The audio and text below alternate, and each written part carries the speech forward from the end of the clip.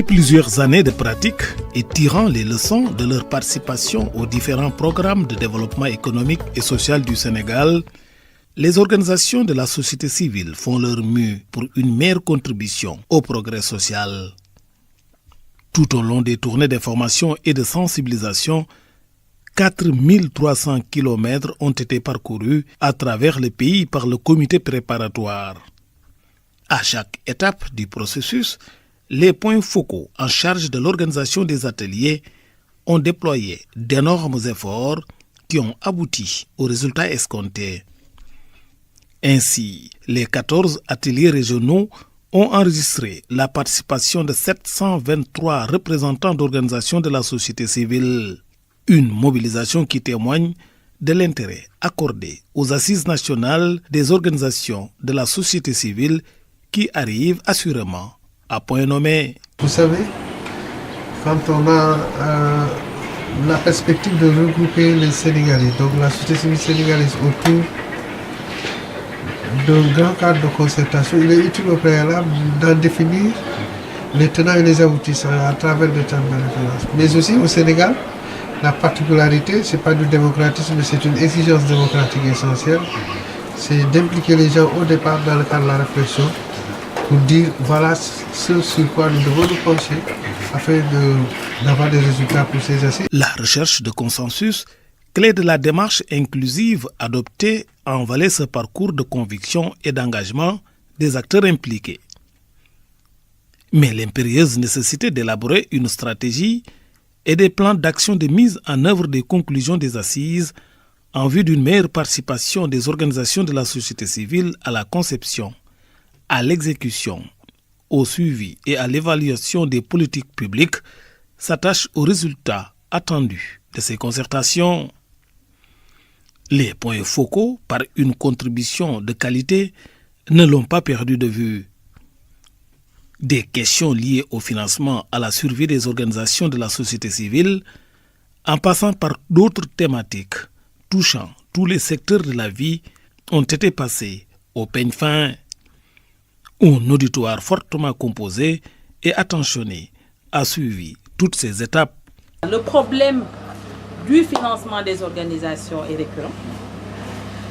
Ça touche toutes les régions du Sénégal. Et je crois que si la société civile s'organise mieux, nous pouvons réclamer ce qui nous revient de droit. C'est-à-dire que les financements qui sont destinés au Sénégal, que nous soyons priorisés et que d'autres organisations ne viennent pas nous concurrencer dans notre propre pays. Dakar, la capitale sénégalaise, restitue donc ce beau travail qui a permis de procéder à une analyse globale et approfondie de la situation de la société civile sénégalaise de manière critique et objective.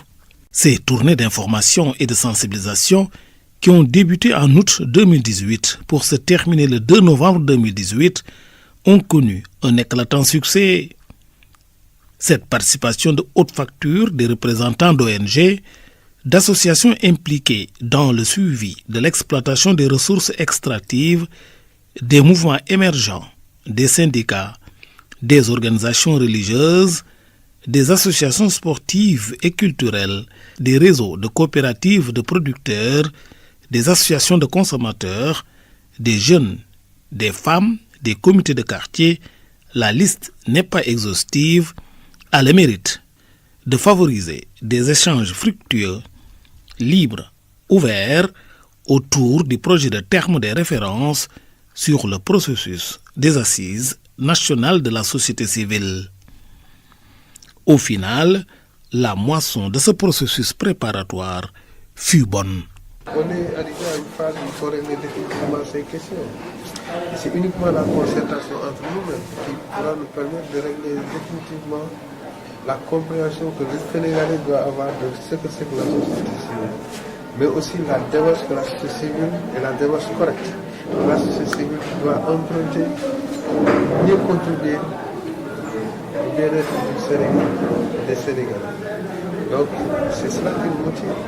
Et nous avons pensé que créer un cadre de concertation de ce genre, évidemment, ouvre les possibilités de débat, ouvre les possibilités de réflexion stratégique, de pensée assez profonde Et avec tout cela, nous sommes sûrs que la société civile sortira forte de ces assises-là et permettra aussi à ce qu'on puisse mieux nous comprendre, mieux savoir qui nous sommes et aussi mieux organiser le travail avec nous. C'est-à-dire, pour les partenaires techniques et financiers, ils ont besoin de mieux comprendre les enjeux que porte la société civile du Sénégal, nos défis, nos contraintes, afin de pouvoir nous appuyer davantage dans notre travail de tous les jours, que ce soit le travail de plaidoyer, que ce soit le travail de sensibilisation, de financement des projets de développement.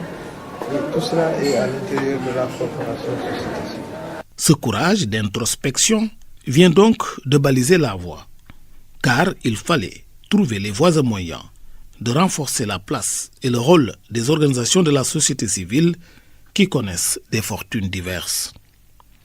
Vivement l'avènement d'une nouvelle société civile requinquée, à même de faire face aux nombreuses mutations sociopolitiques. Les premières assises nationales des organisations de la société civile auront alors marqué l'histoire et franchi d'importants pas dans la quête sans relâche du bien-être des populations, les seuls bénéficiaires de tous ces efforts. Tout le monde y gagne.